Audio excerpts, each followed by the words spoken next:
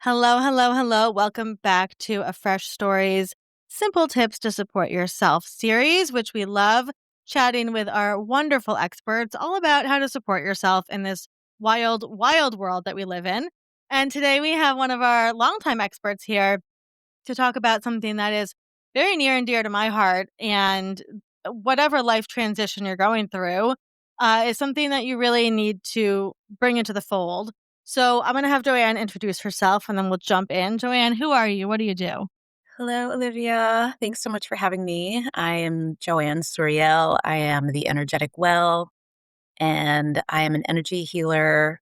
My primary modalities are Reiki, Akashic Records, and sound healing, but I really combine all of that plus magic to really help you calm your nervous system, release stress, and call in alignment. I love that. And I've done work with you and you are truly magical for sure. And so what we're going to talk about today is the power of creativity, right? And the magic of creativity. And as somebody that works with a lot of people during life transitions, myself included, bringing creativity back in was such a big part of the healing process. So I would love to hear your take on the magic of creativity. Yeah, we are creative beings. One of the top questions I get from people is what is my purpose? What is my purpose? And one piece of that is really it's just you. You are your purpose and you are here to create no matter who you are, no matter where you come from, no matter what job title you have. We are all creative beings, whether that's creating a meal or creating a piece of art or creating an event that people can come together in community. So we're all creating all the time. And the more you honor that, the more in flow your life will be. So I just recently released an album called The Remembering, and it was a creative project, but also it was a project about listening and allowing myself to come back into alignment through letting this energy flow through me. And I think it's kind of a big deal because I'm like 47, and I'm like, never wrote music before, never really thought I would ever publish an album. But it happened really because I think from being on this spiritual path for so long and really allowing myself to be in a place of giving and receiving, ebb and flow, in tune with nature, that these songs came through me and they were like, you can't keep them to yourself. You need to share them with the world and help other people through this medicine. And I think part of that medicine is the medicine of creativity and remembering that we are all really divine creators. Absolutely. So I think it would be great if you could share your story of how this album came to be and that spark that kind of erupted in you. Because I feel like a lot of people who may be listening are in that darker place that they've lost their sense of like surroundings and remembering and their creative side. And, it can be really scary when you almost see the world in black and white and you don't see all the color coming up for you. So how did that begin for you, Jo-Anne, with this idea of like you're walking along the street one day and this idea for an album or for a song comes up? What was that path like? Right. I mean, it was kind of a long path, but I'll give you the short version, which is I worked in pretty much corporate jobs for 20 years. And at the end of 2019, I was fired from my last Mm. corporate job, which was in finance. And it was an awakening for me because I had already begun studying Reiki and really looking more into spirituality. And then in 2020, I met one of my most important teachers that I've had in this lifetime. Her name is Mama Medicine. Um, and well, her name is Deborah Handycamp, but she goes by Mama Medicine. And she would use songs in her healing sessions, in her ceremonies.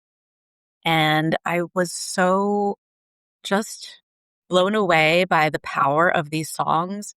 One, receiving them, but then also singing them myself. And then I saw other people in her sphere writing songs, sharing songs in song circles. And that made me think, oh, you know what? maybe I can write a song too. Like they're not songwriters, they're not like professional musicians from what I see. Um, Maybe this is part of something I can involve in my own healing practice. And so I received a song. I say received because it really wasn't like I sat down and was like, I'm going to write a song today. It really was, I was in a place of balance. And when I was in that place of balance, this song came to me. And so I shared it. And then another song came. And then I shared that.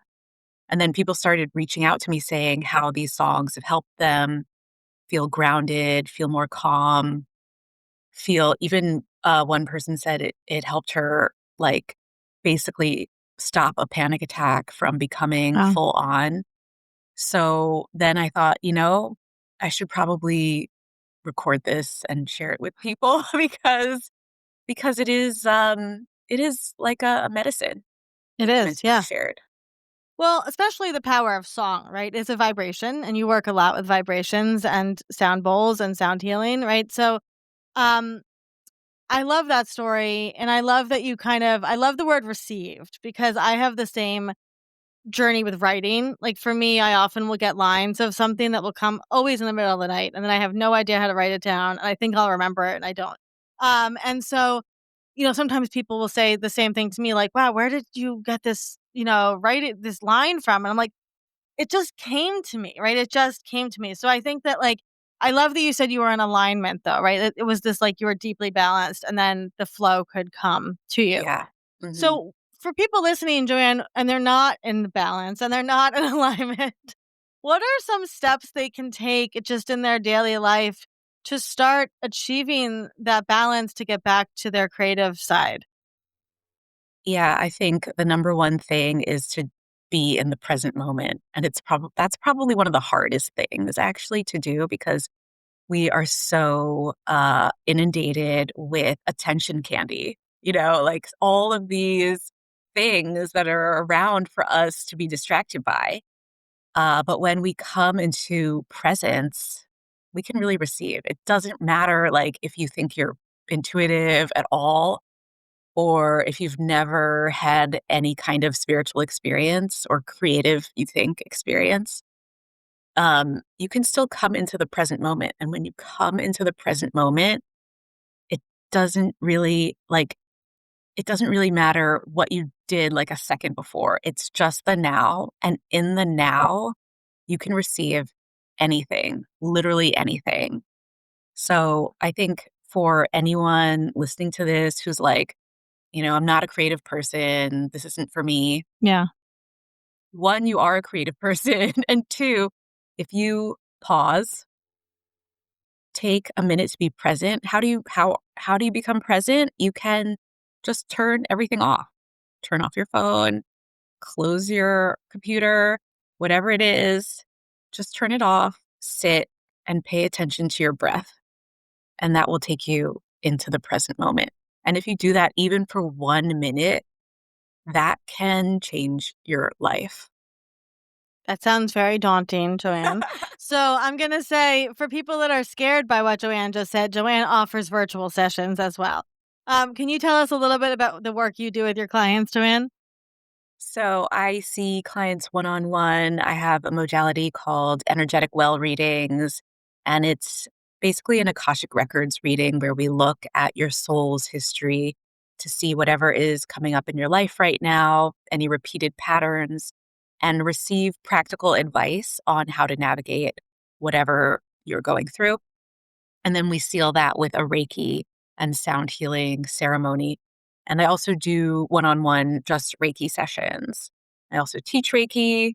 I do group healing sessions for the general public, for Mhm. corporations, for schools.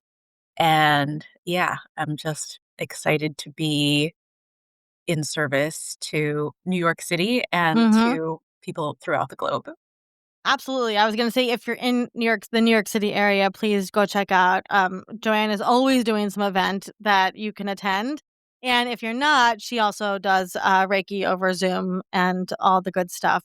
And for people that are having a panic attack thinking about sitting in silence for 1 minute, you may want to reach out to Joanne. Just a hot tip. Um, Jo-Anne, we appreciate you so much. And I have a question for you in making an album. What was there any a song on the album that you struggled with that you were like, this isn't coming together the way that I thought it, or did they all just flow? They all flowed. I love There that. really I love wasn't that. one that I struggled with. I mean, they didn't all come at the same exact Right. minute. I actually received it's so funny you say things come to you in the middle of the night. For me, they kinda usually come in the shower, Yeah. Yeah. Yeah. because of the water and Yep. just, like, no distractions. But, sometimes I'll get, like I would get the chorus first, and then Yeah. maybe a day later, I get a verse, and Yep. then another verse, and then it was like, "Oh, maybe there's, like, another line that should go with this verse." So it did require a little bit of, like, working, but it was full of ease. I love that Yeah. because life can be full of ease, right? When you're in balance. I love that. If you would like to work with Jo-Anne, of course, you can go to freshstartsregistry.com/experts and you can check her out as well as some of her other podcast episodes and her events and all the good stuff. Jo-Anne, we're so appreciative of you and the work you do. And your album is beautiful. It is called The Remembering. It's on Spotify. We will link to it in the show notes. Please go listen and support Jo-Anne and support yourself with the beautiful music. Thanks so much, Jo-Anne. Thanks, Olivia.